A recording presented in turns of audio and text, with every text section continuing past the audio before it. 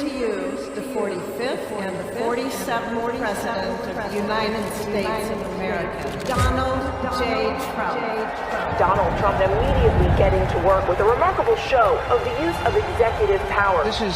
We've never seen anything like this. There's 20,000 people cheering for every executive order signed. President Trump comes in and immediately begins taking action to fix each and every one of these fires that the Democrats started. It's 6 months delivering on the agenda. This ultimately is promises made, promises kept by the president. This is a message to the rest of the world. The days of ripping off America and Americans are officially over. The Trump archives are a series of near impossible feats. We have the safest, most secure border in the history of this nation. Border crossings have dropped so much that federal agents now outnumber illegal crossers. He had a mandate and he's delivering on it. The American economy is better for it. NASDAQ and S&P both hitting all-time highs. Gas prices are down. Retail sales are up. $2 billion in international financial agreement and record tariff revenue. The USA is on a roll, culminating in the signing of the One Big Beautiful Bill on July 4th. A bill for and by the people. Thanks to this bill, Trump could resign tomorrow and still point to an enduring legacy. And he's full steam ahead for America. This movement that President Trump has started is only getting bigger. It has more energy, more enthusiasm. What he's going to do is show up and work hard and deliver every day for the American people. You're watching history, so buckle up, because the next 3.5 years will probably be just as busy.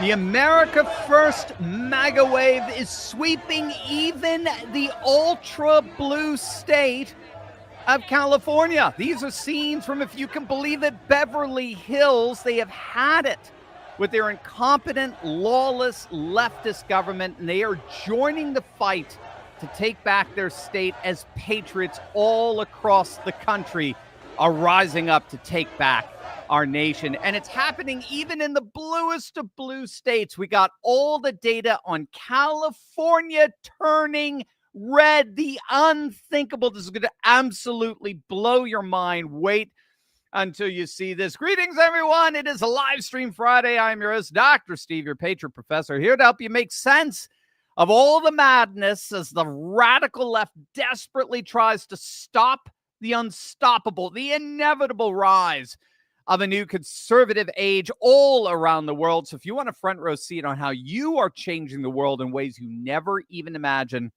make sure to smack that bell and subscribe button. You are not going to want to miss a single episode. As always, we got a jam-packed show for you today. Our super chats are up, so feel free to send in your comments, your questions. It'll be my privilege to read them and answer them for everyone here on this live stream. You can actually do that in two ways, either through a one-time gift via our YouTube super chats or by becoming a Courageous Patriots Club member, where your monthly gift will enable you to ask me as many questions as you like. So just click on that link below to join. You have instant access to all kinds of exclusive live Q&As, special content. Either way, it will be my privilege to answer your questions through this live stream. Also, I do want to give a big shout out to one of our sponsors, our awesome sponsors for today's live stream. That's our good friends over at Beam Dream. I have told you about these guys. They're amazing.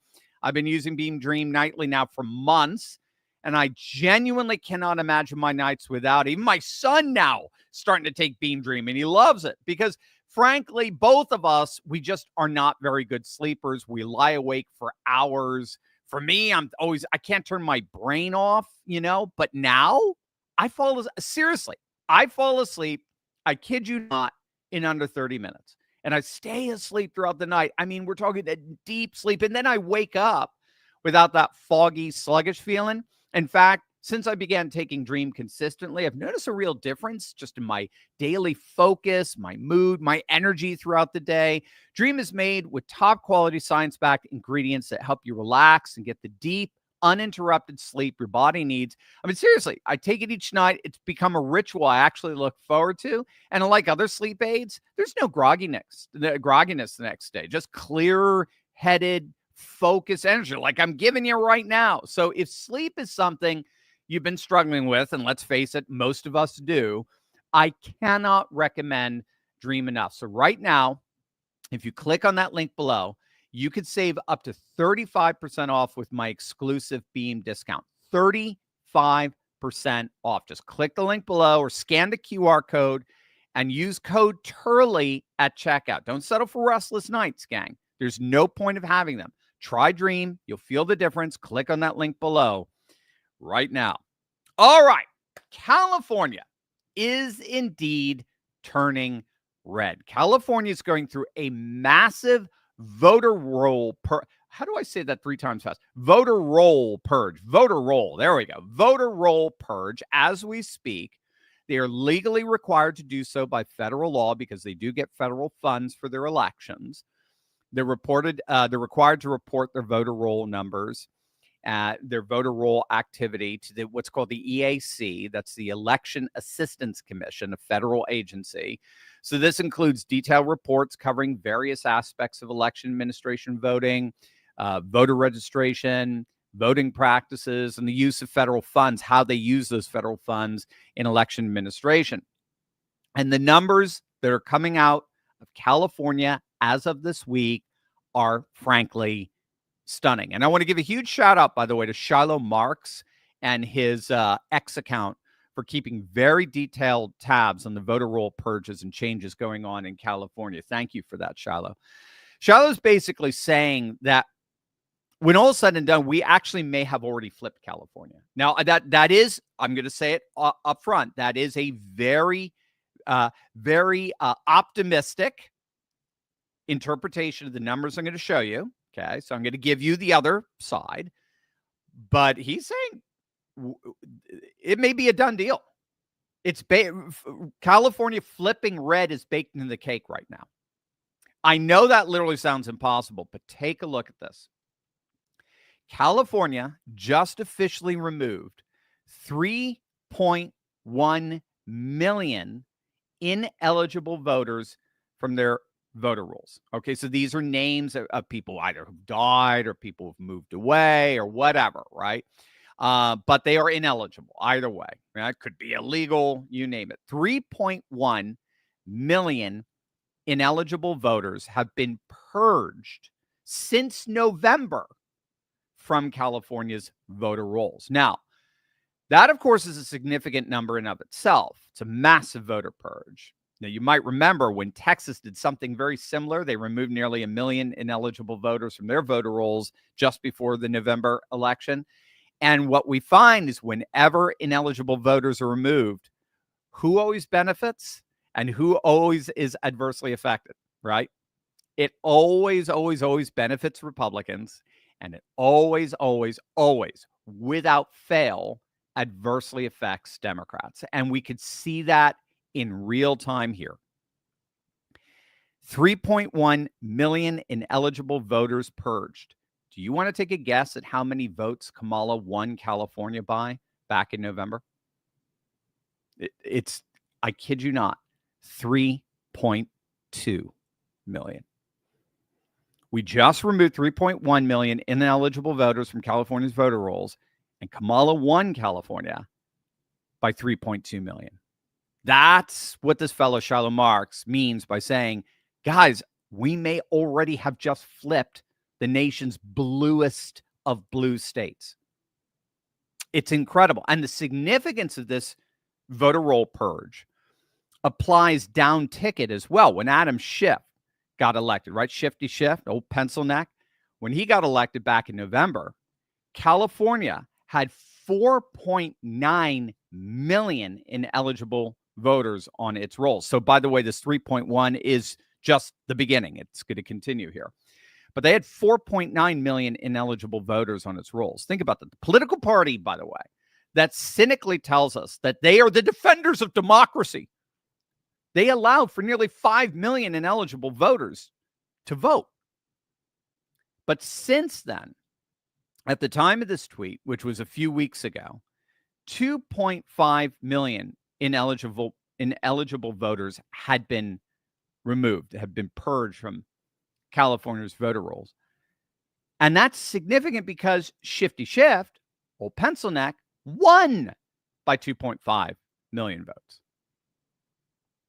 So that's the beauty of these voter roll purges. Voter roll purges are the great equalizer. They signal the death knell for Democrats literally everywhere, even in the bluest to blue states such as California.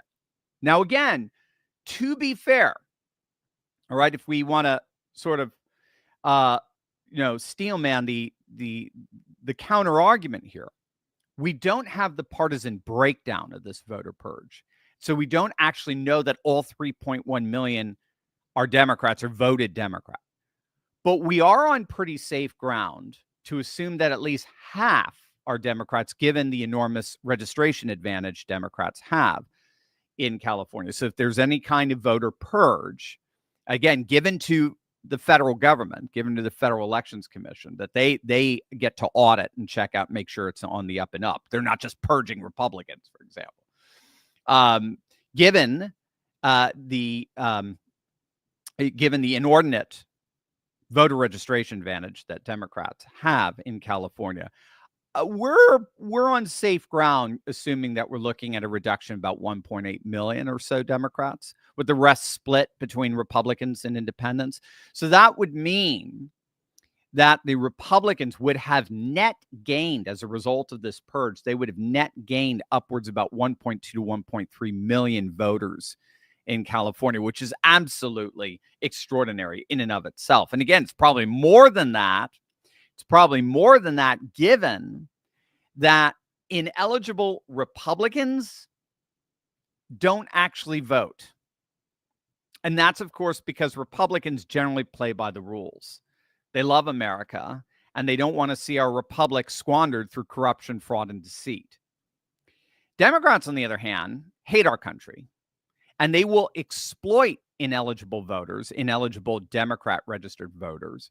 Even if they no longer are in their state, they will exploit that and find some way to get them to vote, right? Especially through mail-in ballots. And we've talked about this before. Democrats hate our country. I'm not exaggerating. They are literally post-American. That's it's technically called post-Americanism. And it's the belief that America is fundamentally evil. It's fundamentally an unfair, exploitive, racist, unjust society, and therefore deserves to be completely replaced by a post-1964 political and cultural revolution. So you literally have Democrats like Elie Mystal, a frequent contributor to MSNBC and just a rabid left-wing lunatic, who openly declares that all laws passed prior to 1964 Civil Rights Act are by definition null and void because they were passed by what was in effect an apartheid state. And of course, that goes all the way back to basically nullifying the Constitution for these radical leftists, because they will openly state that the Constitution is itself an inherently racist document. And, you even see it in defending the so-called Black National Anthem being sung before NFL games. You have radical leftists arguing, like on MSNBC, that the national anthem itself is racist, particularly the third verse. So we have to understand these people don't care. They will cheat. They will lie. They will fabricate. They will deceive. They will do anything and everything they need to do to take political power and bring down the whole of the American system. And not to get too far afield here, but ineligible Republicans generally don't show up to vote, right? They don't show up in the vote tally, whereas ineligible Democrats always do. Republicans refrain from that kind of deceit because we love our country. And we know that if we were engaged in that kind of deception, that we would destroy the rule of law. And we don't want to do that because we love the rule of law. We love our nation. Whereas Democrats, they double down on deceit because it helps to destroy the country they hate. So I would argue that it's probably a Republican pickup more around 2 million as a result of this massive voter purge in California, when you factor in the case that whatever Republicans got purged from that voter roll wouldn't have been voting anyway, whereas every single Democrat that was in that illegitimate voter roll would have found a way of having their names or their votes counted. And I think we're seeing this trend, by the way, with the whole new voter registration games, the new registrations.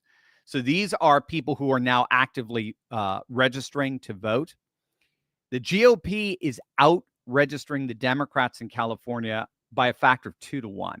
It's pretty incredible. So while Democrats gained about 197,000 voter registrations in California over the last few years, during that same time period, Republicans gained just shy of 500,000, 442,000. So Democrats are losing their ineligible voters, and Republicans are gaining new voters all across the state. So that's what I mean where I'm talking about this red. There is both a negative and a positive red wave happening all across the Golden State. And it gets even better. We talked about this in our video yesterday on the end of Gavin Newsom. You definitely want to check out that video. That's good. But even with all of these millions of ineligible voters on their voter rolls, California was still shifting right. That's key. Even with all of those millions of ineligible voters on their voter rolls, California still shifted right. So in November, California voters shifted 10 points to the right since 2020. 10 freaking points. That is huge. Trump flipped a number of counties. Many of you know this. We've talked this a lot. He flipped San Bernardino. He flipped Orange County. He flipped Fresno. About a half a dozen blue counties that were blue in 2020 flipped red. Not a single county in California flipped the other way. Not one. Not one flipped from red to blue.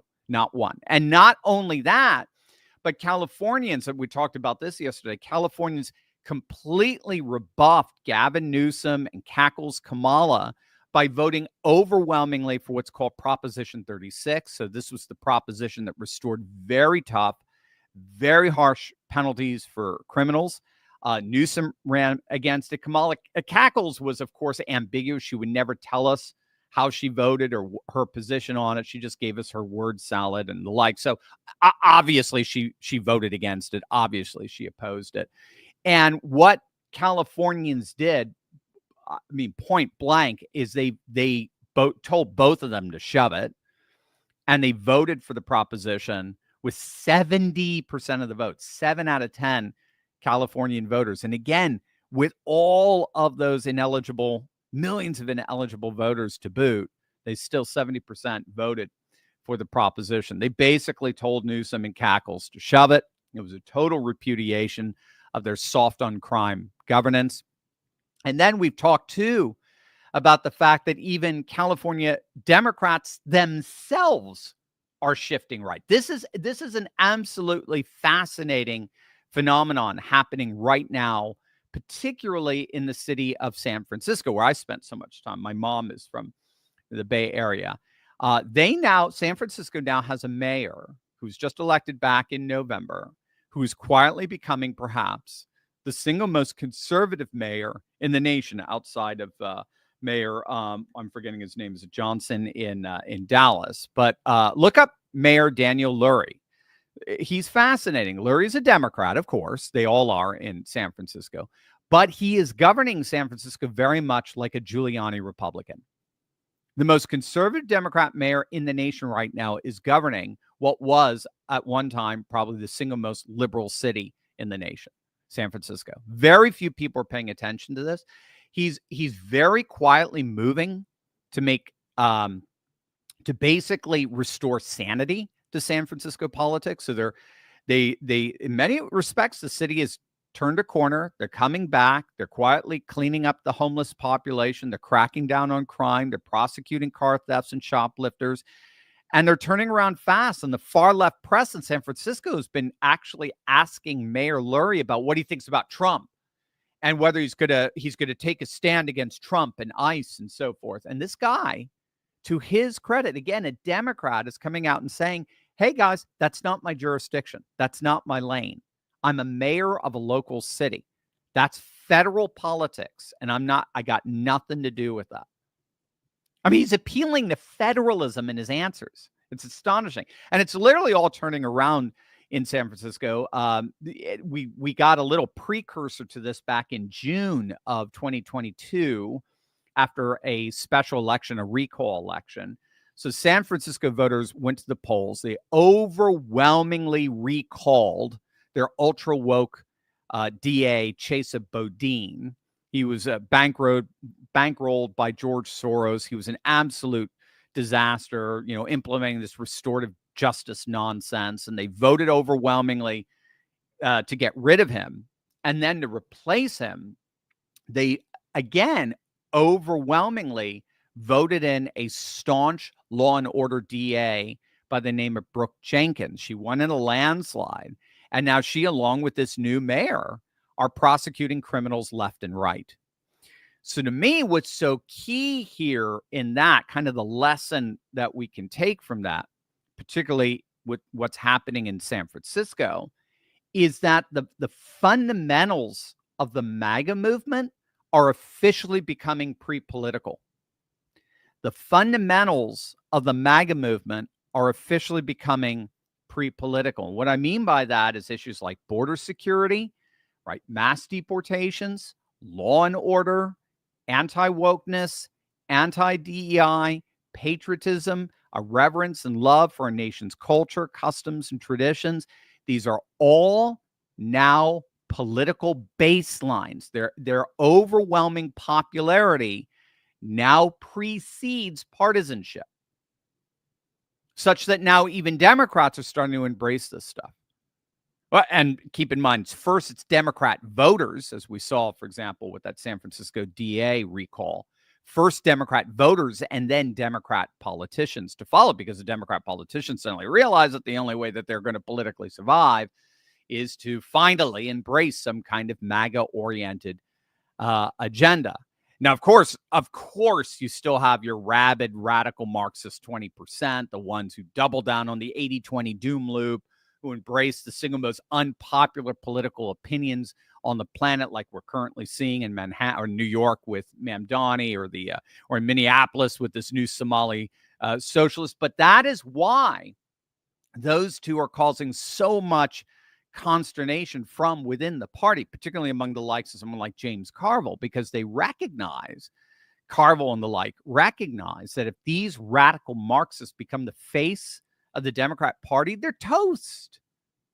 They're toast. If MAGA is truly becoming pre-political, if that's baseline, if we're not even going to be talking about politics at state and federal levels, apart from the basic structure of MAGA, border security, mass deportations, economic security, anti-wokeness, and the like, then if the Democrat, if Mamdani or this Somali socialists become the faces of the Democratic Party, they are flipping toast. They will not win another national election for generations. And as it turns out, they're right. They're right because it's happening. What casebook? I'm mixing my metaphor. Case study, textbook example, California. And what's happening in California is actually a microcosm of what's happening all across the nation. Wait until you see the latest data on this. It is going to absolutely blow you away. But first, gang, if you are just joining us, I'd love to hear your thoughts on all of this. Let us know what you think, either by sending us a super chat or by clicking on that link below and joining our Courageous Patriots Club, where for just one monthly fee, I'll feature your comments on all our broadcasts. You can ask me as many questions as you like. I'd be happy to answer them on this live stream, but we also get some private.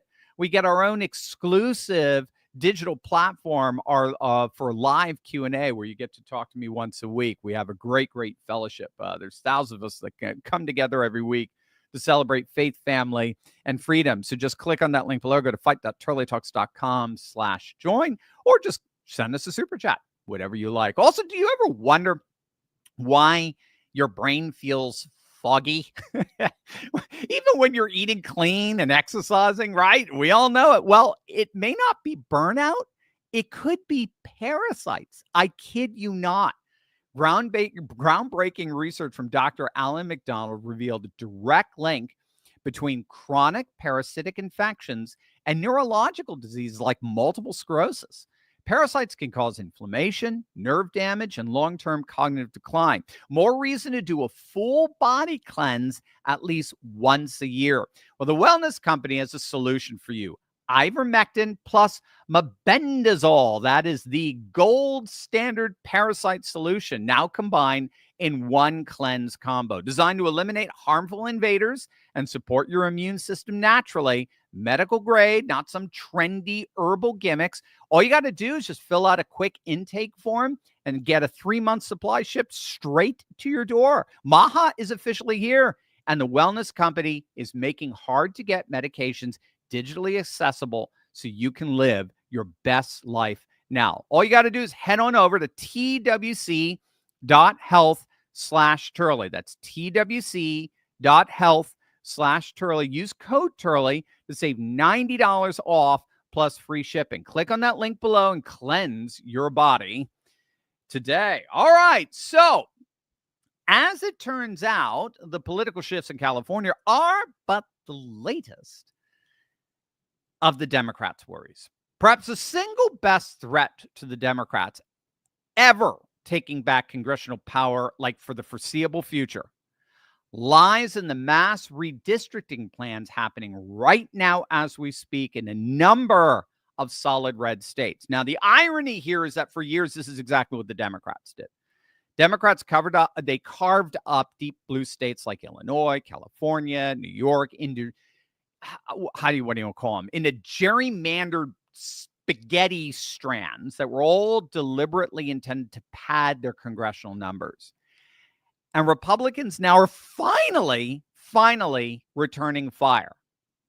And it's literally turning in nothing less than shock and awe. And we're seeing this most particularly in Texas and Ohio, where the new congressional maps, they're being drawn up, promise to deliver upwards of 32 solid GOP seats.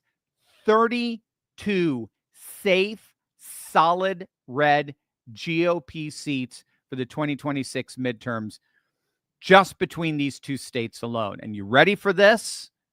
You may need to sit down for this, all right? I want to prepare you for it. If you're driving, you might have to just pull on over ever so carefully to the side of the road. If that happens, and it looks like it's happening, that starts us at 217 seats nationwide. 217 safe, deep red GOP seats. 217 would be baseline for any congressional election. That means all we need is just to pick up one more seat to keep that gavel and continue advancing President Trump's America First agenda. That's it for the magic 218. One seat. So what Texas is doing here is they're splitting El Paso. They're fortifying the Rio Grande Valley, which, by the way, has been going very, very deep red, turning quite red. And they're in the process of turning longtime swing districts deep red by just simply finagling the districting there. And the beauty here is that it's not just Texas and Ohio. It's a number of red states that are about to redraw their congressional districts in such a way that promises to pick up brand new. We don't have this yet, to pick up 17 new solid red seats as a result of this redistricting. Texas alone would pick up 7. Ohio, Florida, they'd all pick up a handful of seats. I mean, it would basically lock the Democrats permanently out of congressional power for the foreseeable future. Because remember, when all is said and done, every congressional election basically comes down to 15% of seats. 85% of Congress's seats are guaranteed incumbent reelection. Guaranteed. It comes down to 15%. And right now, as we speak, the Democrats occupy 70% of those 50. It's basically 70 seats. 69, if I recall exactly. They occupy 70% of those seats. They're already playing on the defensive. They're already on the defensive. All they have to do is lose one of those seats. With this new baseline, Republicans could literally lose all of them, all of the 15%. Just gain one, for the exception one, just gain one. But with this new redistricting, they get their 218. And there's nothing the Democrats can do about it. That's the beauty in this. The Democrats in the bluest states can't do anything about it. California, Illinois, New York, these are all states that are governed by an independent redistricting commission. And changing that would require a constitutional amendment approved by voters for their states. So ironically, blue states ended up only basically destroying with the because they were doing all this redistricting, the citizens pushed back and set up these independent redistricting commissions by vote and put it into their state constitutions.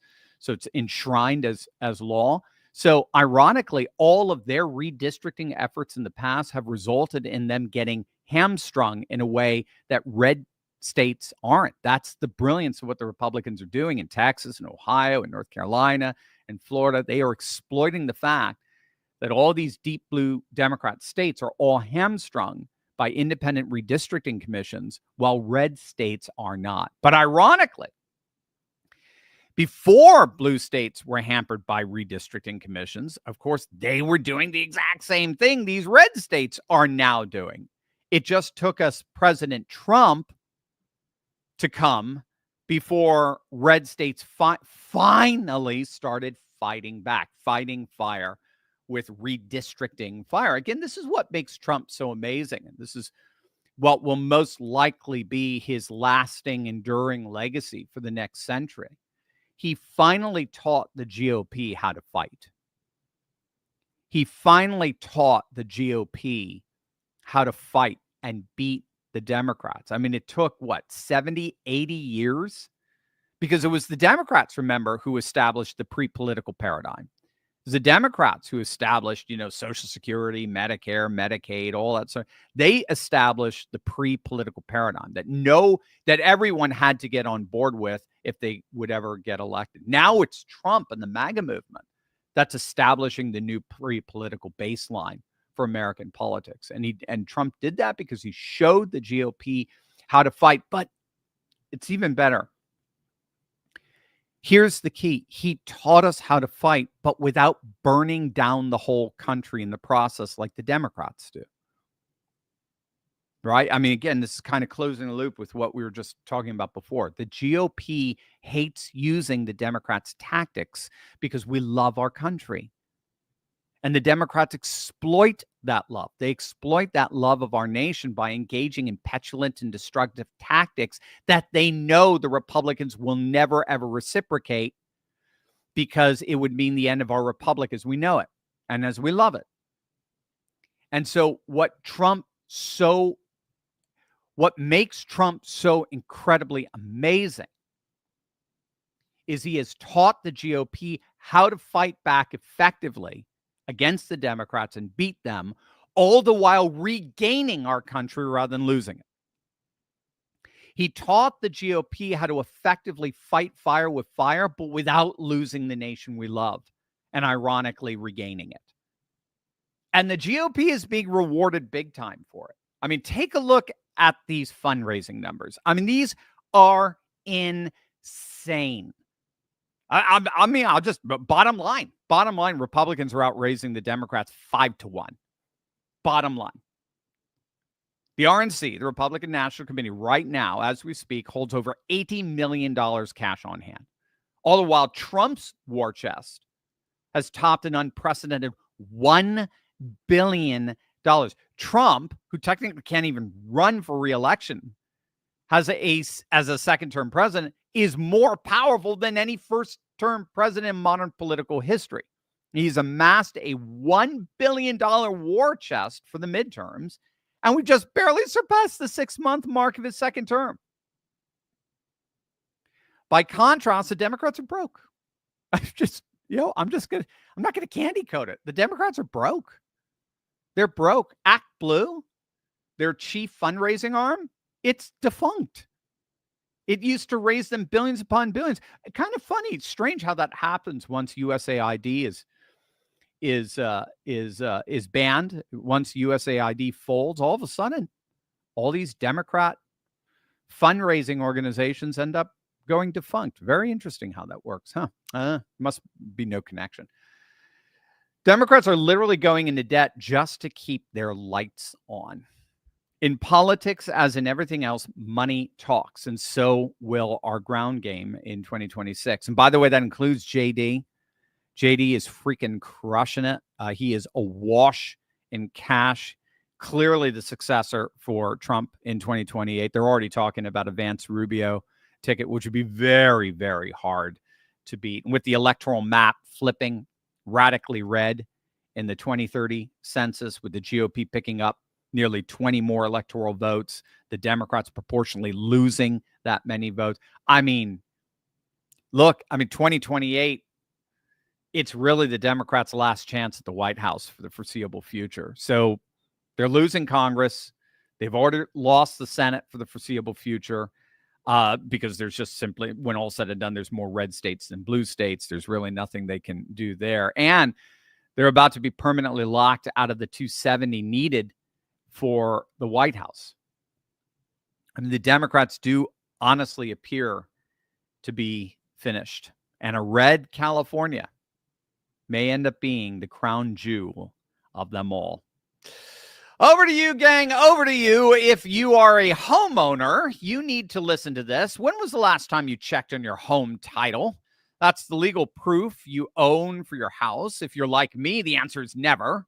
Well, the problem is in today's AI and cyber world, scammers are stealing home titles and your equity is the target. Now, here's how it works. Criminals forge your signature on one document. They use a notary, a fake notary stamp. Then they pay a small fee with your county and boom, that's it. Your home title has been transferred out of your name. Then they take out all these loans using your equity or even selling your property. You won't even know it's happened until you get a collection notice or a foreclosure notice. So that's why you need to stop what you're doing right now and find out today if you've already been a victim. Use promo code TurleyTalks at HometitleLock.com to make sure your title is still in your name. You also get a free title history report. Plus, you're going to get a free 14-day trial of their $1 million triple lock protection. That's 24/7 monitoring of your title, urgent alerts to any changes. And if fraud should happen, they'll spend up to $1 million to fix it. Just go to HometitleLock.com now. Use promo code TurleyTalks. It's all one word, TurleyTalks. That's HometitleLock.com, promo code TurleyTalks. All right, Josh, what do we got? Davros, Dr. Turley. I will bet you a scotch Gavin Newsom will be the Dem presidential nominee in 2028. Will you take that bet? Who do you think they'll nominate? I can't take that bet now just because it's too early on in the game for Democrats, and they're too. I mean, I'll take a bet. I'll take a bet with you on a scotch, a real cheap scotch, right? Or whiskey. How about Wild Turkey? Wild Turley. Maybe I'll have my own Wild Turley. But I mean, yes, Gavin Newsom is clearly vying for it. He's in the top 3, he's in the top 4. The problem is the radical left who have all the power in the Democratic Party. They don't want him. They hate him. They can't stand him. He destroyed himself when he distanced himself from trans. Same with Rahm Emanuel. Rahm Emanuel and Rahm Emanuel is going to give him a fight for that kind of center, moderate Democrat position. Even though gruesome Newsom is governed like a radical leftist. But we'll see. We'll see. I still think he's done. He may get, that doesn't stop the Democrats from destroying themselves, but he may end up getting the nomination. But yeah, I mean, that's your bet, right? He'll get the nomination. I was going to say, even if he got it, I think there's no way he wins Pennsylvania, Michigan, Wisconsin. I mean, he's shot. He'll have a hard time winning Nevada. All the left-UGs that left, there's no way he's winning Arizona with all the left-UGs, and just the voter registrations. The Republicans are just so outnumbering Democrats right now in Arizona. It's insane. So anyway, we'll see. But yes, hold me accountable to that. I can bet you a scotch at some point. The Rock Dog brother, let me ask you something, brother. How likely is that Ebola virus and the Hildebeest or Pato Joe or any of these staffs will actually be charged and prosecuted for crimes? All right. That's an excellent question. And I'm glad you put it in two terms. I think it is very likely they are charged. Right now, I think it is very likely they are charged. I don't know about Ebola virus, just because of the whole presidential immunity thing. If he was acting in again, this is where the Supreme Court decision is both a blessing and a curse, as it were, for us. Yes, it protects President Trump, but it also protects President Obama as well. No, I don't care if it's illegal act. If he was acting in the capacity of the presidency, which is what they're going to argue. The meeting on, was it December 8th, December 9th, took place in the Situation Room. It was national security policy as far as they could say. But that does not apply to Brennan. That doesn't apply to Clapper. It doesn't apply to the other guys. It certainly doesn't apply to Comey. It doesn't apply to any of the other ones that were in that meeting. So I do think that they're toast. I do think they are going to get charged. The prosecution is going to be tricky because it can't happen inside a D.C. Circuit Court, because the D.C. Circuit Court is irreparably compromised with far left-wing lunatics who would comprise that jury. So they would either have to take it out of the D.C. court, or, now I know this is going to infuriate you, or Trump, and I think he might do this with Obama, Trump could preemptively pardon them. Now, I know that's going to infuriate because we want to see, you could still get the perp walk as the moment they're indicted, but we want to see him in jail, right? Deservedly so. But even with Obama, the strategy here is that by preemptively pardoning him, he is forever marked as a felon. He's forever marked as someone who needed a pardon in order to avoid jail. So the nuance and the reality of it is, no, he's not going to get convicted. I don't even think he can get indicted. Well, I guess they can indict him, but they can overturn the indictment. And that would not help. That would be a political win for them. Instead, what you can do is you can have Trump, even though he can't technically be indicted, you can have Trump preemptively pardon him. There's nothing he can do about it. And that way, for the rest of his life, Republicans say, well, again, just like with Fauci and so forth, why would he need a pardon if he wasn't guilty? So Trump knew he was guilty. He saw the evidence and he pardoned him. And then so for the rest of Obama's life, he will have the stigma of having done something wrong. So I like the way you divided that. I do think the non-presidential actors in this are going to get indicted.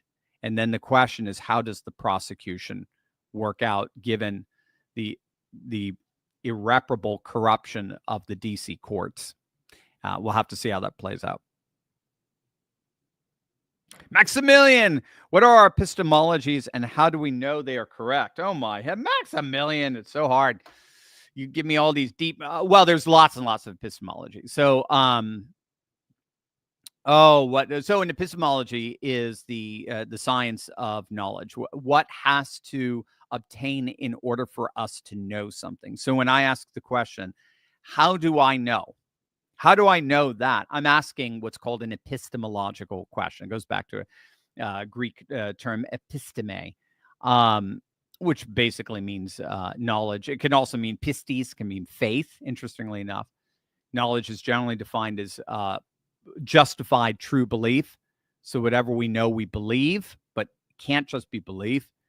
It has to be true. And it's true because it's been justified.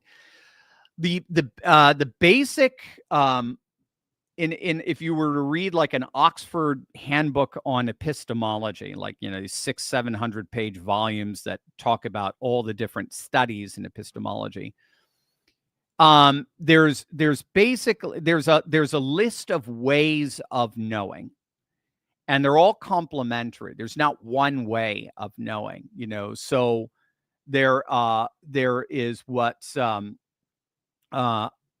there's what we would call, say, practical knowledge. Like if you want to know how to ride a bike, well, there's only one way you're going to know how to ride a bike, right?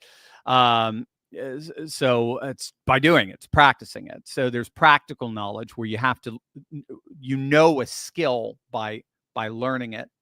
There's what's called a priori knowledge, and that's knowledge of the mind, the rational knowledge. 2 + 2 = 4. All mathematics is a priori knowledge. There's a posteriori knowledge. So that's what we call empirical knowledge, scientific verification, testing, and either verifying or falsifying a hypothesis. There's relational knowledge. So relational knowledge is how you know people. The Bible uses that term. Adam knew his wife Eve. It's so when your mom calls you on the phone, you don't have to go through a posteriori or a priori or even practical means of knowledge. It's an intuitive and perfectly justifiable form of knowledge. I know my mom's voice, kind of thing, right? There's aesthetic knowledge, so knowledge through the arts. What is better? What do you think gives you a more accurate and deeper knowledge of marriage, of the nature of marriage? A Webster's Dictionary definition, or the first 5-minute montage of the Pixar film Up? Right? And you all know what I'm talking about. Everyone who's seen Up knows that. First 5 minutes gives you the most beautiful montage vision of marriage imaginable and beats any definition or any scientific study imaginable. So the aesthetic nature of knowledge is very, very important.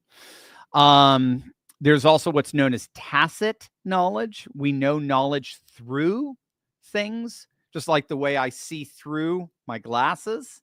Well, books, traditions, religions, culture, they all provide a lens through which I see the world. So that's what's known as tacit knowledge. Michael Polanyi, the if I recall, Hungarian or Polish, I forget. I think he was Polish epistemologist, focused a lot on that. And there's also something you'll be interested in this, Maximilian. There's also something called virtue epistemology, and that's actually, if anything, that's sort of the most sacred form of knowledge, and it is the notion, and this is what you'll get in Platonism and Neoplatonism, what you get in Christianity. All the religions pretty much teach a form of virtue epistemology, and that's the notion that the state of our knowledge is inexorably impacted by the state of our hearts. So our moral state inevitably influences how we know. So a virtuous grandmother knows the world differently than a serial killer. It's very, very interesting. So that's called virtue epistemology. And so a lot of time we cannot see, a lot of people cannot know the way, say, a monastic knows the world, or the way a Buddhist monk knows the world, because that person frankly has a profanity that's covered in their hearts, that's covering up their minds, as it were. Romans 1, if you do your New Testament study, Romans 1 makes that connection between the heart and the mind, that a depraved heart always leads to a depraved mind. So there you go. I mean, you have practical, you have a priori, you have a posteriori, you have aesthetic, you have relational, you have tacit, the virtue epistemology. So those are all, and then every culture and every tradition works all those out differently. So there's not a one-size-fits-all knowledge out there. Again, that's what the Enlightenment tried to do. They tried to say the scientific method in the 18th century, the Enlightenment, they argued the scientific method was the one true way of knowing the world. And then that worked itself out in the 19th century with sort of the one true political and economic system for the world. That's why you get a Marx, for example, or even an Adam Smith, in fairness, who basically argued, that capitalism was the one true way of doing economics. But then that worked itself out into the three big kaijus, three big titans of capital, the Western liberalism, Soviet communism, and Nazi fascism, basically battling out to rule the world. That all goes back to a singular, one-size-fits-all epistemology from the Enlightenment of scientific rationalism, which has been a disaster and it's been rejected. That's what postmodernity basically is. So Francois Lyotard wrote in 1979, The Postmodern Condition, and his argument was that the meta-narrative of scientific rationalism as being the one true way of understanding the world had died in the hearts and minds of most Westerners. And so that's postmodernity now is just the breakup of all these micro-narratives now that get to, and identities that get to define knowledge from that vantage point. How do we know which one is true? Well, they're all circular by nature. All the different epistemologies are by definition circular, not circular in a logical fallacious sense. A is true because A is true. Circular in that you're always going to have a presuppositional, transcendental starting point to your thought that determines all the rest of the thought. So there's always going to be some kind of bedrock in your thinking that more or less determines how you're going to think and then ultimately what you're going to think from that point forward. So Buddhist epistemologies, Hindu epistemologies, Christian epistemologies, secular epistemologies, they're and then again, you could break it down. Texan epistemologies, Sri Lankan epistemologies, Russian epistemologies, right? Nigerian epistemologies. They're all going to have their own inner structure. But that said, they're all bumping against the same reality. They're all bumping against the same world. And and therefore there is some overlap. And the overlap is more or less three.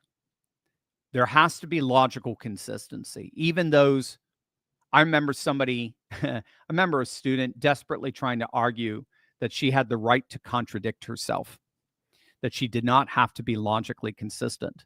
And then the joke that I tried to point out to her in as loving way as I could, and that was one of my better moments. I've also had times where I just kind of dismissed them, but I tried to point out to her, do you understand you're trying to logically argue why you have the right to be illogical? So these are what are basically called undeniability, unaffirmability propositions. So we know we all have different epistemologies that nevertheless, in this kind of flowery-like Venn diagram, all kind of overlap with you need some logical consistency. All you have to do is argue with me, you've proved my point. You need some empirical adequacy. There has to be some kind of physical proof in some way, shape, or form for what you're logically arguing. Because we're physical beings. And whatever it is that you're arguing, you got to argue with a tongue. You got to argue with a brain. You got to argue with a computer and AI. So there has to be a physical confirmation to what you're arguing for in some way, shape, or form. And then thirdly, there has to be some kind of experiential relevance for it. It can't just be this abstract crossword puzzle or even E equals MC squared. Even that has tremendous experiential relevance for human life. It has to mean something. It has to be a part and parcel of what gives life its meaning and its weightiness and its livability. It can't be something that we can all dismiss and move on with. So it's got to be logically consistent. It's got to be empirically adequate. And it's got to be experientially relevant. And then for me, the coolest thing is when you do overlap all these epistemologies along those three sort of correctives, as it were, to make sure, you're kind of getting rid of some of the more dumb things, like somebody saying, well, my worldview says I can contradict myself. Well, then why are you arguing with me? Right? That's right. Just so anyway, when you do that, then all of a sudden they start to fruitfully interact with each other, and you begin to see some really beautiful things emerge. Houston Smith, the religion scholar, just loved seeing in sort of this chain of being, this Platonic chain of being structure, how all the different religions, though very different, they're all different, clearly, and all, but all the different major religions did sort of have some very significant overlap, and he's doing something comparable to what you're doing. So there you go, Maximilian. You're giving my brain a workout this morning. Good stuff, man. Good stuff as always.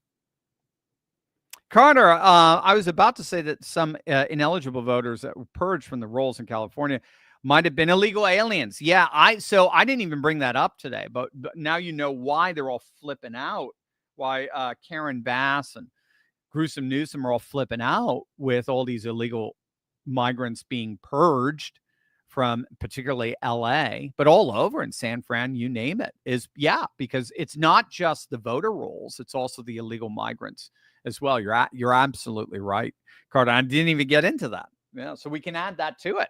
So this thing just keeps piling on. Brilliant. And that's true across the country. That's true. That's what they're really flipping out over. I mean, when they see all this redistricting in the red states that are gaining, legit citizens, right, through all these left UGs, they're flipping out at the same time as this mass deportation efforts. We're already now, they're estimating about 1.5 million have been deported either forcibly or through self-deportation. And they're freaking out, going like, I mean, that's it. I mean, we'll never win another national election again. Davaros, Dr. Turley, did you see the new totally unwoke Fantastic Four movie?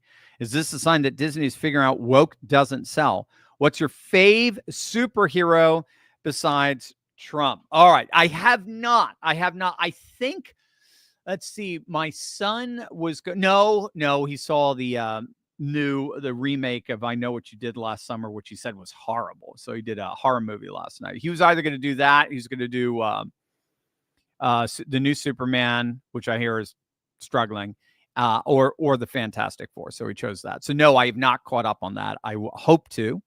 I've heard amazing things about it, right? Very, very pro-family and the like. But I'll have to catch up on it. I have not done that. My favorite superhero growing up, without question, was the Incredible Hulk. I love the Hulk. I love Lou Ferrigno, Bill Bixby, and the I don't know how many seasons was it? 4, 5 seasons of the Hulk on CBS. I watched it religiously. I think it was every Friday night. Absolutely loved it. I love the Hulk comics. I've always been, and I've always had this kind of Japanese, you guys know I'm a big anime fan and so forth. I've always had this Japanese like infatuation with giants.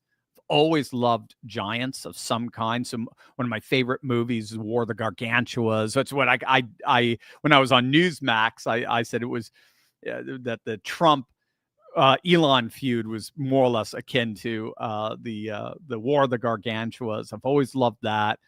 I love Pacific Rim. The first one, the second one sucked, but the first one was just so cool. The kaijus, and I love big, giant like figures. There's just something, I don't, maybe Genesis 6 for me or something with the Titans and the Nephilim and the like. So the Hulk was the closest thing to that. It was. It's funny, because I was never that interested in the Thing being the other very huge, bulky, hulky. There was something about, I guess, the drama. I love the drama too of Banner and just his being a wanderer and trying to deal with this side of him that was capable of so much destruction, but yet at the same time would bring about so much, salvation and rescuing. So again, very much like Godzilla. Very, very interesting ambiguity there.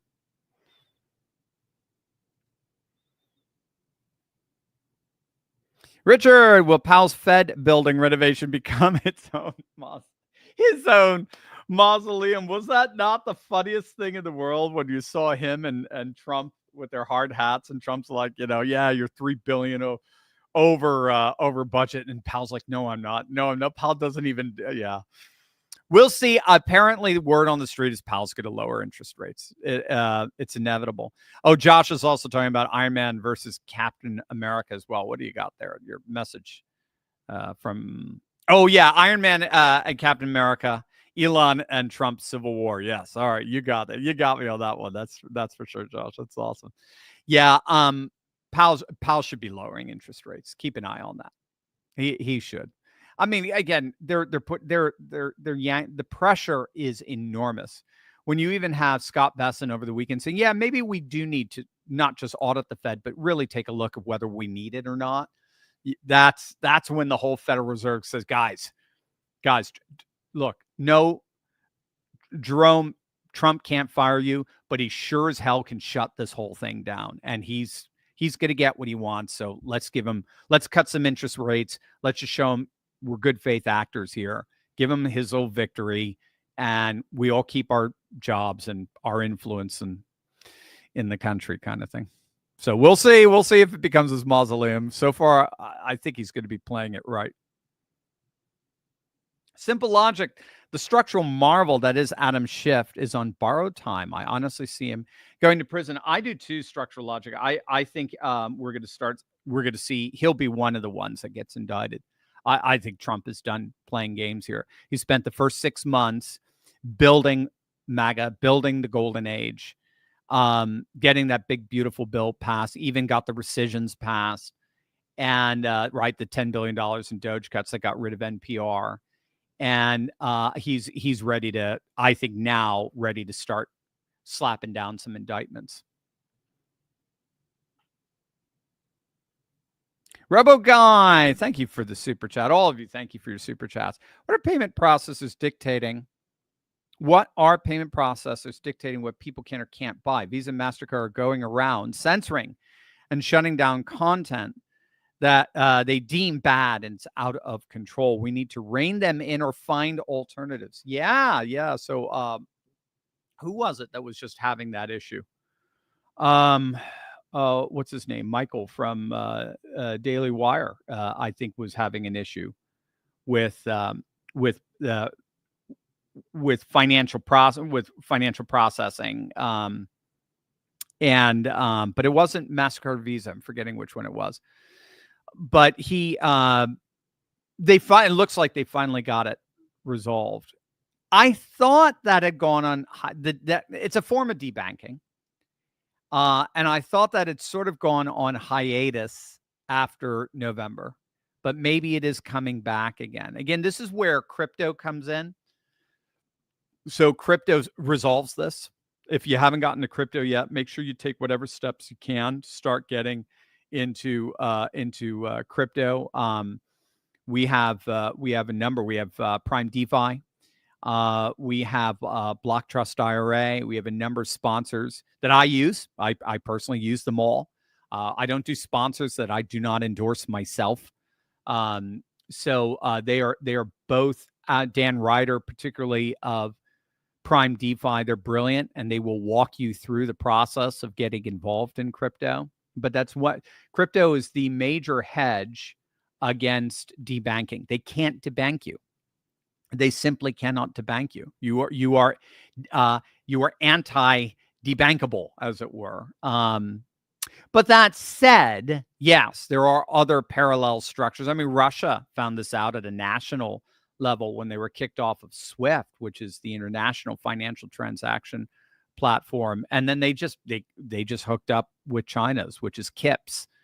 So they didn't have a problem. They just simply decoupled themselves from the West and hooked up with some alternative payment processor. And we have it too. If I recall, there's one called Parallel Economy, which is an alternative payment processor. And there are a bunch of them out there. But granted, it is scary to see credit card companies and payment processors take it upon themselves to be moral policemen and social creditors. No question about it. All right. What percentage of these ineligible voters vote? I don't have the breakdown. I was looking for that as well. Again, the numbers are relatively suggestive. When you get rid of 3.1 million ineligible voters and Kamala wins by 3.2, that is really close. That's really close. We'll see if that's, we'll see in 2026 and 2028 and other elections as it pans out. The one-to-one correlation between the purging of ineligible voters and the sudden dramatic decline in the Democrat turnout. I mean, we got some of that in November when, 5-6 million of Biden's voters just disappeared after Texas and a number of states end up purging their voter rolls of ineligible voters. Very, very interesting how that happened. We had several million ineligible voters purged from voter rolls across the country, and a comparable number disappear from the Democrat president candidates total. It's very, very interesting on that. So I don't have the hard numbers there, but we'll have to look at some anecdotal evidence in the near future. Carol, good morning, Dr. Steve. I just resigned for another year as a, I just resigned or signed up? Re-signed. Love it, Carol. Just re-signed for another year as a silver member. Thank you, Carol, for our Courageous Patriots Club. Hope you can handle another year with your grandma groupie. You know I always can, Carol. I know you said Obama Clinton won't ever be put in jail. Could I white pill you and say even I'm hopeful that may happen? With Clinton, yes. Obama, no.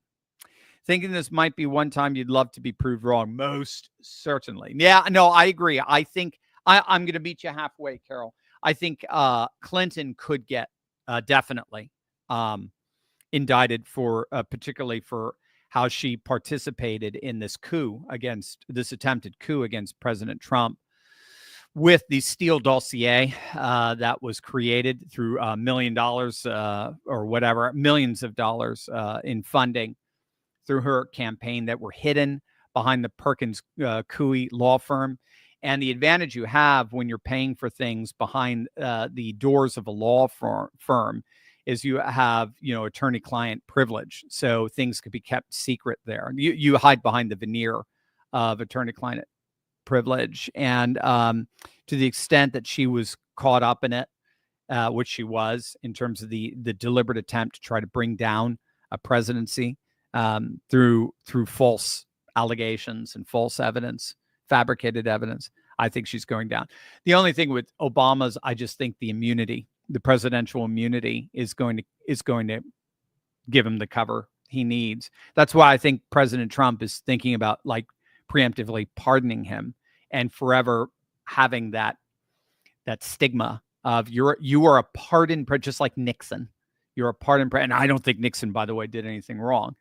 But you're a pardoned president. And again, CNN and MSNBC and New York Times will dismiss it, but their audience is dwindling and our audience is growing. And he'll forever be known in our audience, in our we being the news now, we being the media now, he'll forever be known as a criminal president. So yeah, I'll meet you halfway. I think Hillary's going to get it. I'd be very surprised with Obama. Franz, good morning, Dr. Steve. In a recent video, you spoke about Article 3 judges regarding the prosecution of the Russian hoax. Could that change? Judicial involvement was discovered. No, not to my knowledge. The research I did said if you're a citizen, you cannot, you are not, I mean, outside of actually working directly with an enemy regime, you cannot be put in front of a military tribunal. You have to be tried in accordance with Article 3 powers. There's just no way around it. So by that, what Franz is talking about. So Article 1 deals with Congress, Article 2, the presidency, Article 3, the courts. You as a citizen have the right constitutionally to a court hearing in front of a jury of your peers. And you will not be caught up. I mean, believe me, I was hoping to see military tribunals. Believe me. But alas, I'm your Patriot Prof. I got to always be honest with you guys from what I found in my research. And I looked quite extensively, did a AI deep dive and all that good stuff in the research process. And no, I think everybody involved in the Russian hoax is going to be tried in accordance with Article 3 powers. Terry, would a new Western Canadian Federation consisting of BC, British Columbia, Alberta, Saskatchewan, Sask, and Manitoba make a good trading partner and ally for the United States? How likely is that to come about? It would solve Alberta's landlocking problem and give them an option beyond petitioning Congress for admission as a state. Absolutely. I think everything is on the table right now. I think you're absolutely right on that.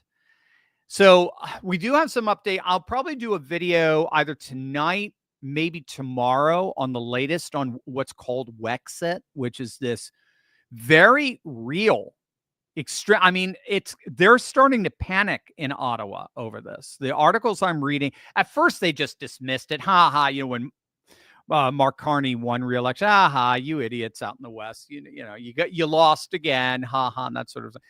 They're not. You're never going to separate. Blah blah blah. They're not kidding anymore. They're not dismissing it anymore. They really do believe there's a very real possibility that it'll be first Alberta. I think that's clear. That Alberta may vote to leave. I mean, when you have a majority of the Conservative Party there in Alberta, a majority of their constituents, like 60-65%, wanting to leave, when it's the supermajority of the party that's in power in Alberta in the province, that's not. I mean, it's a supermajority. I mean, it's not a peripheral. It's not peripheral belief anymore. And if you can get that up to 80-90%, and then bring in, the thing with independence referendums, Terry, that you got to get, and just don't forget this, kind of write this down, put it in your pocket, as it were, in the midst of all the dismissive press you might get.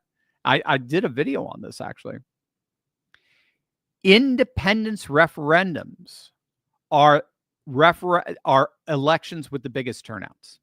The biggest turnout elections, always, without fail, are independence referendums. The Quebec, if I recall, the Quebec referendum back in, what was it, 96, was like 90%, 93% turnout. I mean, you see it everywhere.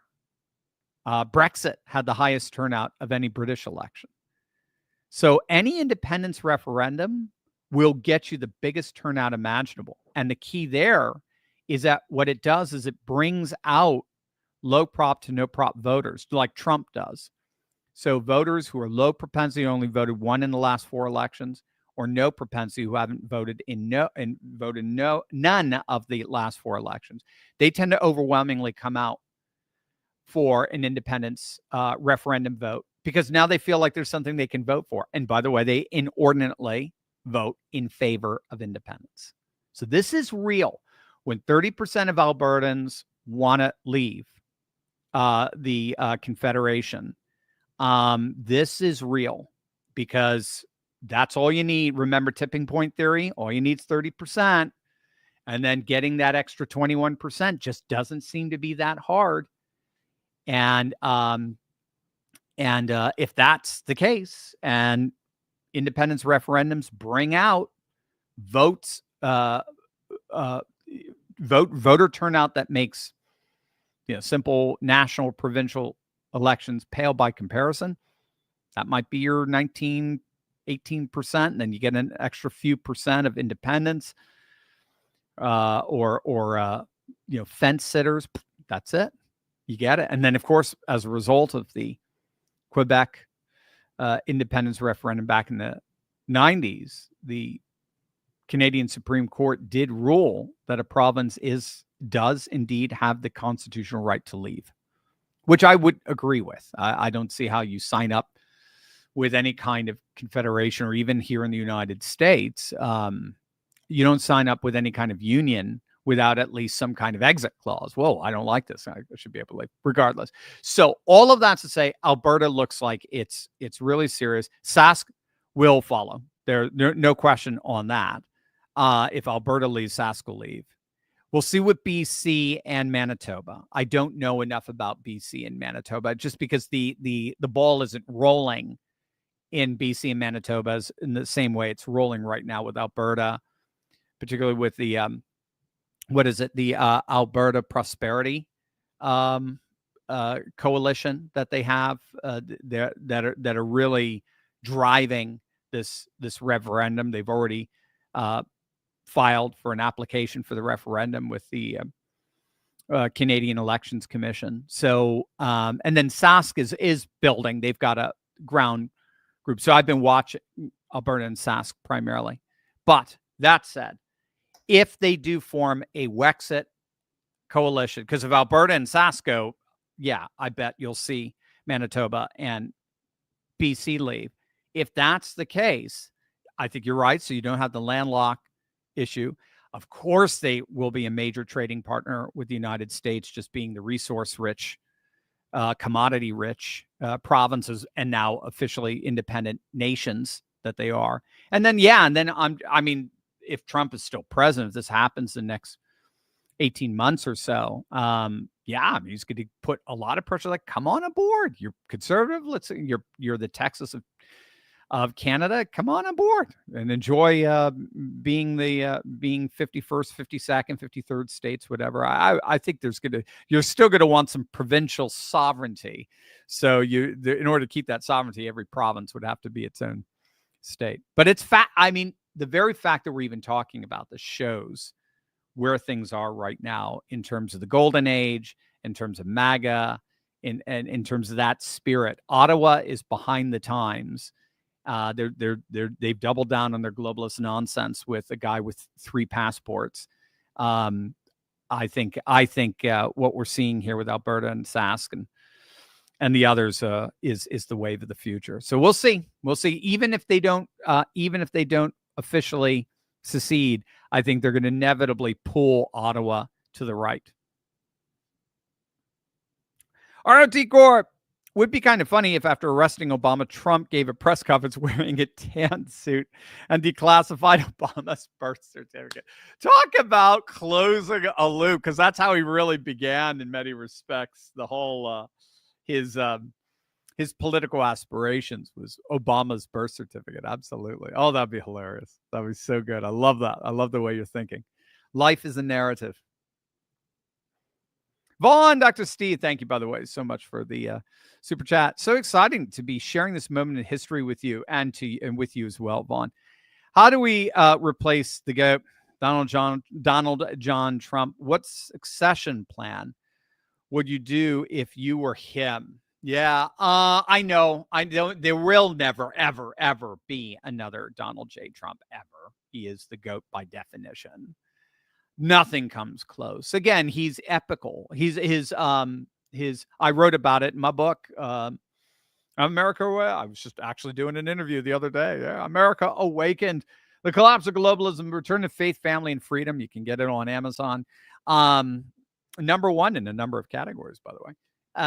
I wrote a whole chapter on how Trump's appeal is mythical in nature. It's literally mythic, and I mean that literally. Scholars call it remythologization. When populations feel like their nation is collapsing, they look for a Caesar figure to come, and not necessarily a dictator or anything, just somebody who can effectively rescue the people from the barbarians, as it were. And that's when Trump walks into a UFC arena. That's all you got to see to get a sense of the kind of mythic appeal that he has. Obama could never do that. Cackles Kamala could never do that. No one can. So great question. How do you replace the irreplaceable? And I think in the end, it's JD. He's certainly raking in the money. He's certainly seen as the one who's going to take the mantle. And I think the best thing JD can do is position himself, and then whoever's running mate is, which looks like it's going to be Marco, to position Vance and Rubio as Trump's generation, as the first of a new MAGA golden age era. So Trump ushered it in. He was the Augustus, as it were, that ushered in this golden age. And now these are the young torchbearers who are going to faithfully maintain it and bring it to new and exciting levels. So that's what whoever gets the nod in 2028. I mean, Bannon still thinks we're going to be able to run Trump a fourth time in this case. He's going to be able to run for a third term. We're going to have to see. They could be able to figure out. It may not be 2 successive terms. It may just be, or it may be, 2 successive terms, but not. You could do multiple terms as long as you have an interim in between. We'll see. We'll see how they work it out. But when all's said and done, I do think if the irreplaceable is ever effectively replaced, it's going to be with a new generation, a younger generation, their own unique vibe, as it were, who are seen as the ones who are going to faithfully maintain and flourish America first, and it's and the golden age in perpetuity, and it's amazing. And I think JD will be brilliant. Count Frederick, thank you, sir, for the super chats.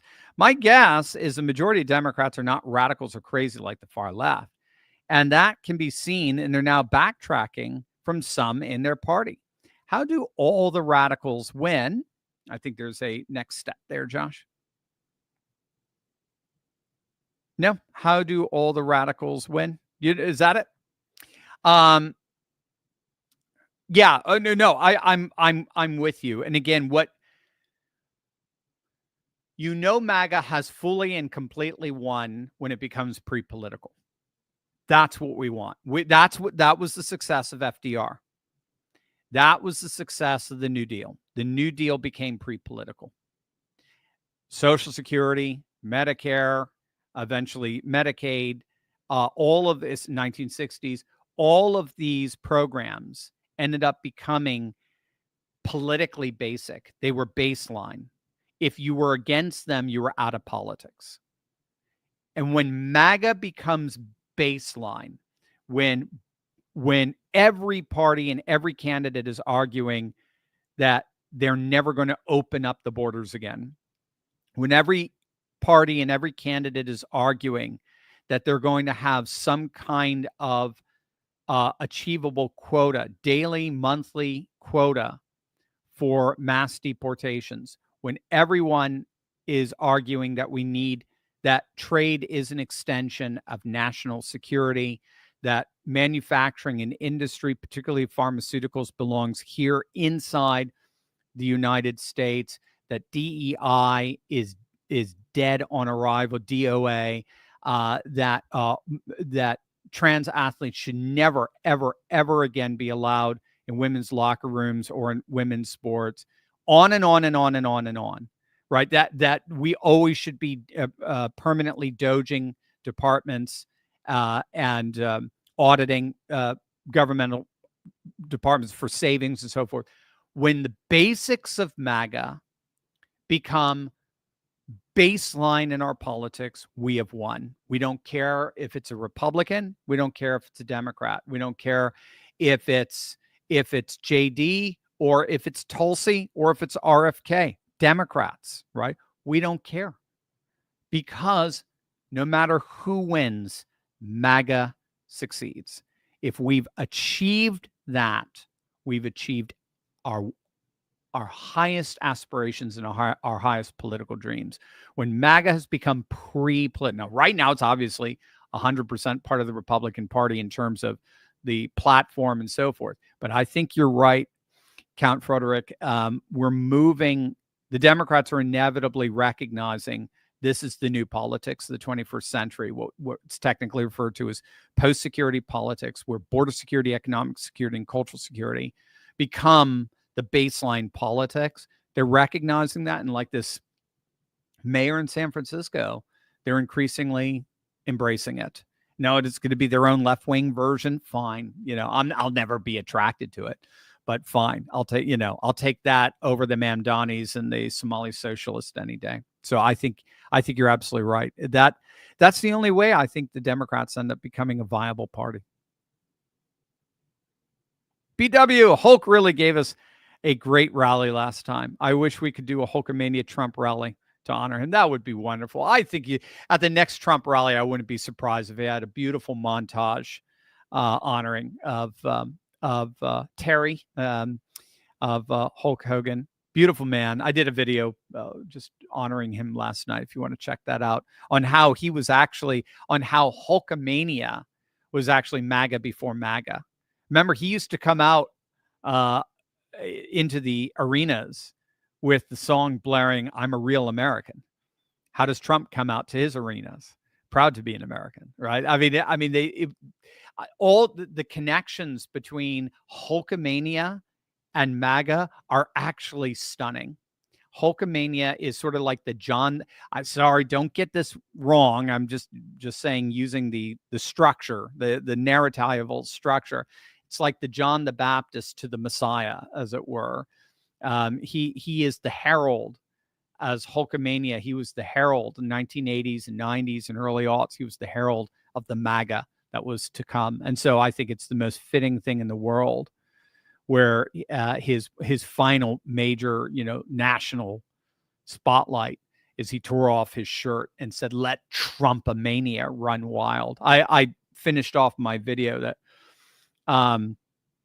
Hulkamania ran wild so that Trumpamania might run free. And I think that's what happened. So God bless him. David Beardsley, thank you, David. Thank you, so kind of you. Thornton Maloney from Italy. God bless your prime minister. Dr. Steve, are you and Rich Barris not talking anymore? His numbers seem to have a completely different take on any rosy midterm picture. No, we are talking. Again, keep in mind, I'm not talking midterms per se. I'm just talking about these overall trends. So no. So Rich is tapping into what he believes to be sort of the forgotten MAGA vote, ironically, that he is concerned will sit out on the midterms, that they're just not going to show up. So MAGA is not just made up of Republicans. It's made up of disaffected independents, and it's made up of non-white working class voters, both of whom generally feel slighted and forgotten, if not frankly insulted, by Trump's Iran bombing and by the Epstein files not getting released. For these voters, and these very specific voters, independent, low prop, no prop voters, and certain non-white working class voters, those issues really matter. They want United States finally staying out of the Middle East. And they want this two-tier justice system that the Epstein saga represents. They want that finally resolved. And they believe that Trump, being the victim of that two-tier justice system, was finally going to deliver on both ends, both in terms of shutting down the rhinos, neocons, bringing us into more Middle Eastern conflict, and in releasing the Epstein files. And by not doing that, Rich has found evidence that Trump has gotten hurt. The MAGA coalition's gotten hurt among these particular voters. And he is concerned that if these voters do not show up, this low to no prop that showed up in mass voting for Trump in 2024, if they don't show up in 2026, Republicans are going to lose a lot of seats. That's his concern. So absolutely right. And you have the voter registration advantages in 26 states, I believe, or maybe even 31 states. There are 31, if I recall, I can't remember, it's high 20s or low 30s states where voter registration trends are being watched very, very, California being one of them, very, very carefully. They are all shifting to the right. They're all shifting to the Republicans inordinately, every single one. And we're seeing it even in blue states, New Jersey, New York, New Mexico, you name it. They're all shifting right. California. So, and you've got these voter registration, right? And you've got the voter roll purges, and you've got the illegal migrants being deported. And you have the cash on hand with the Republicans outraising Democrats 5-1. So for me, it's a both and.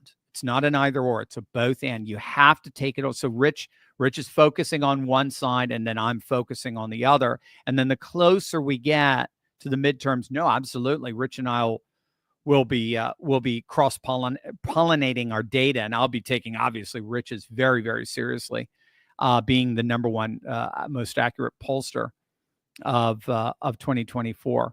So absolutely, it's both and.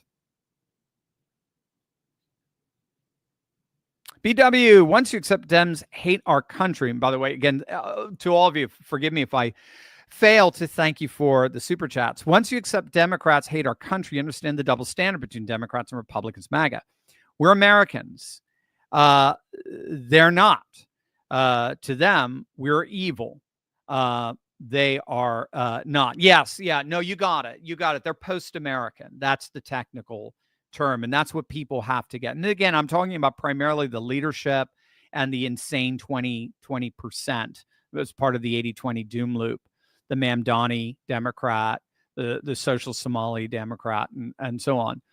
What I should learn his name. I don't know why I just keep calling him the Somali socialist, but they do believe that the United States is an evil country.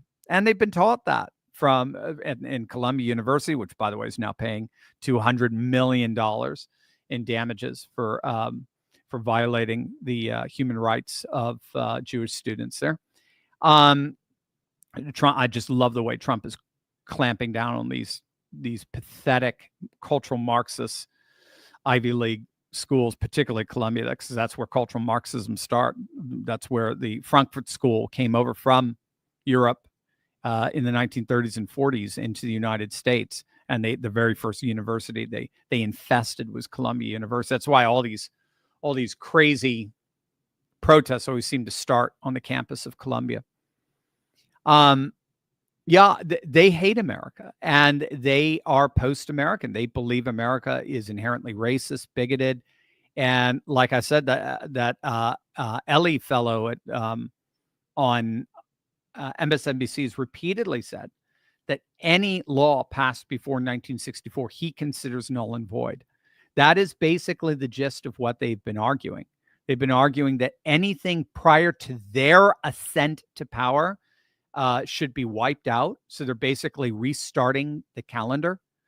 And they want to restart the calendar, and they want to turn the country into a cultural Marxist image where third world nations get to pillage us the way we supposedly pillage them. So that's why they are more loyal to illegal migrants than they are to citizens, because the illegal migrants are the ones who are inflicting justice back into our nation by virtue of their presence here. So I'm with you. No, they hate the country and they want to destroy it. RT Corp, Dr. Turley, very controversial opinion here. Yes, Tulsi Gabbard is going after Obama and Obama officials for the Russian hoax. However, I am a little paranoid. Black Sabbath of Tulsi. Her 2018-2023 record of voting present during first impeachment, endorsed the winner of 2020 after torching the VP in the debates. She's kind of shifty to me. I think she's getting back at the Democrats because they didn't give her a cushy job like head of EPA for endorsement of Biden. Sorry. No, I'm with you. You have every right to be. That's part of the, that's part, and people felt the same way about Kennedy and so forth. It's like the guy's a leftist, I mean, he's not MAGA. But and Elon too. And yes, things seem to have fulfilled themselves with Elon, the concerns. But keep in mind, the same thing could be said of Trump. Keep in mind, the same thing can be said of Trump. I was on a podcast yesterday talking about my new book, America Awakened. I'm just going to keep plugging this puppy, right, that you can get on Amazon. Brand new, #1 number of categories. We actually sold out of it. It was really cool. They had to do a whole new reprint. But I was on a podcast the other day where the fellow pointed out, he couldn't stand Trump when he first came down the escalator because he's been involved in conservative Republican politics for years. And here, all of a sudden, this guy who was writing checks to Nancy Pelosi at one point, and to Clinton at one point, that's New York politics, by the way.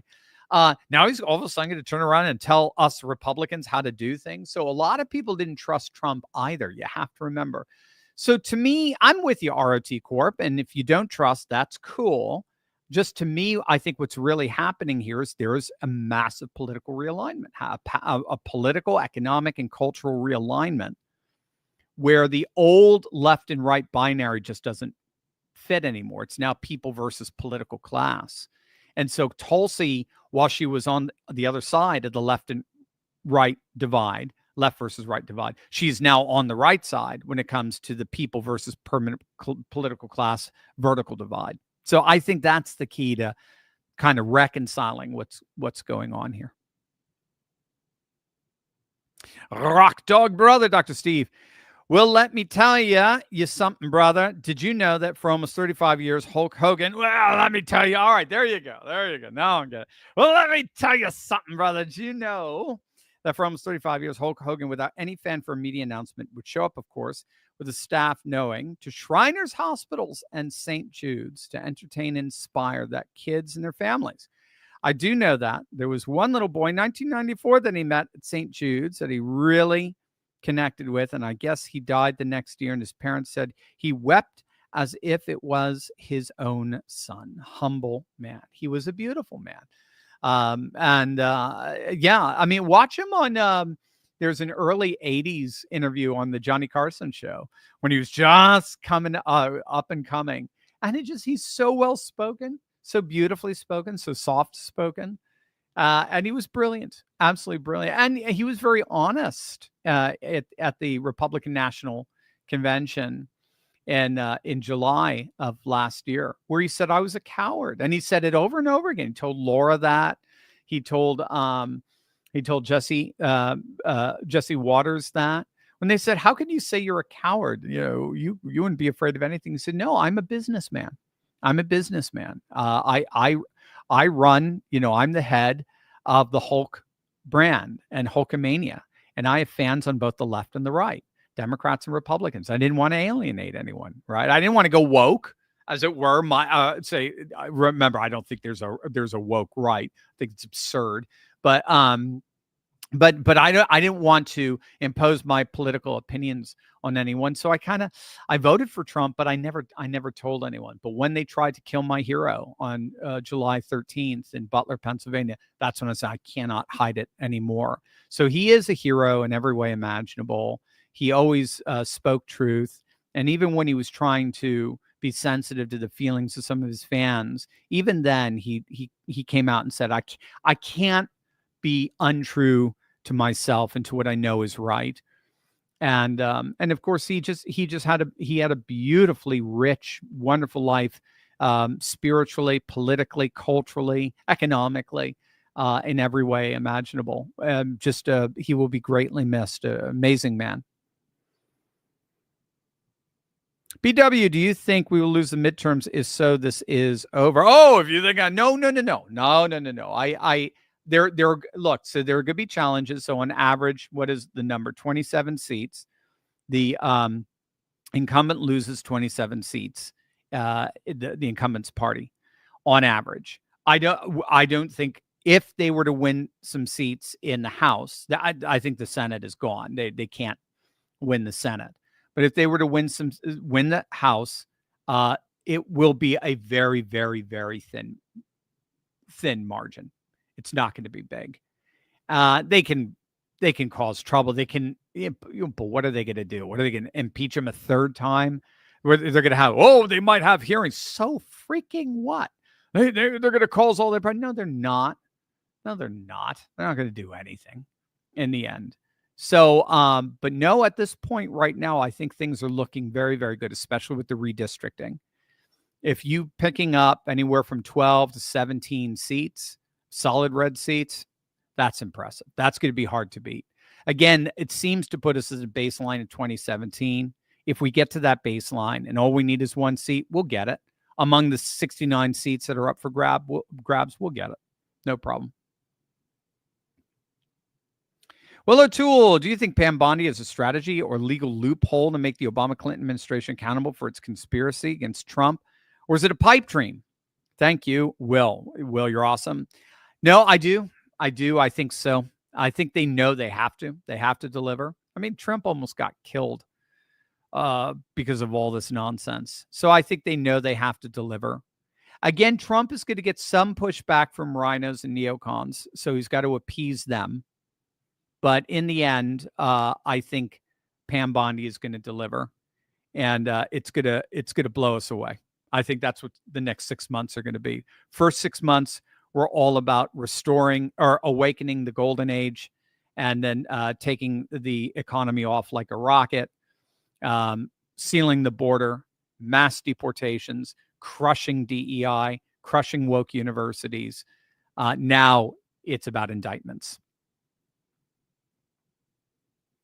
Oh, my dear friend, Brian, living my best life in Southwest Florida. Love it, my friend. Love it. I know that Murdoch hates Trump, but Fox News is still the best on cable by far, no question, especially a number of the commentators. But even many of them reference their own polls. Is that just job security for them? They have to know that they're skewed. Second, why won't they use the accurate pollsters like Barris, Rasmussen, and so forth? And third, what does Fox gain from using the inaccurate polls? Dang, Brian, you always ask these good questions, penetrating questions.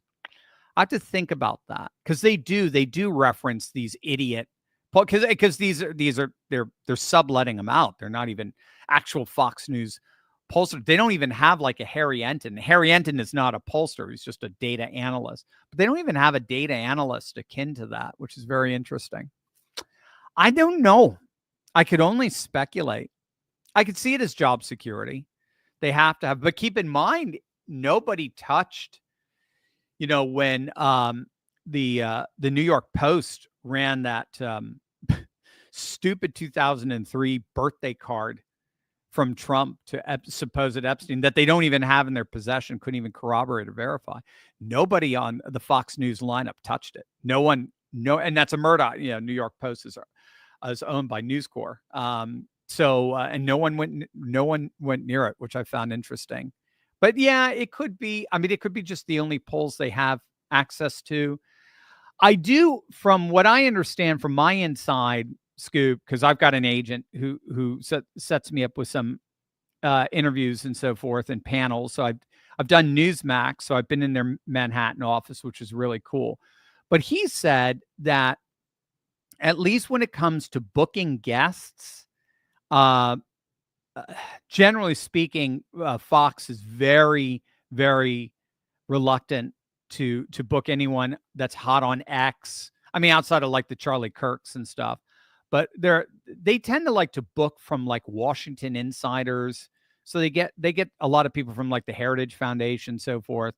But it's rare they'll like never get a Jack Posobiec. They'll never have Steve Bannon on. And Barris and Mitchell, Mark Mitchell, Rasmussen, they're kind of in that sphere.